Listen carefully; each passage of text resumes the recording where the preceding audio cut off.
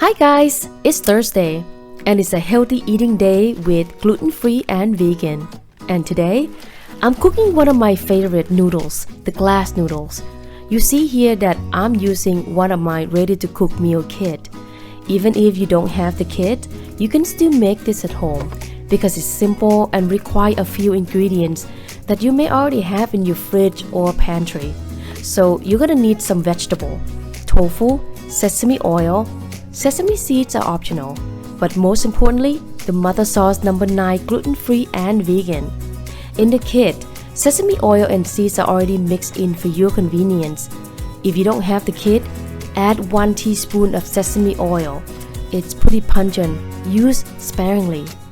So many of you may already know about my ready-to-cook meal kit that are being sold at Bangkok 54 exclusively.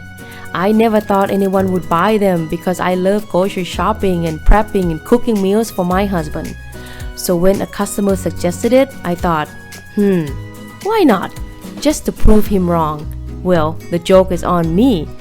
I started with drunken noodles, then pad see ew and pad thai, and now the latest addition, the sesame noodle stir fry. They're quite popular. Even my little niece loves to take 1 or 2 back to her college every time she visits home. An important note for the glass noodles. Sometimes it calls clear cellophane noodles or vermicelli noodles.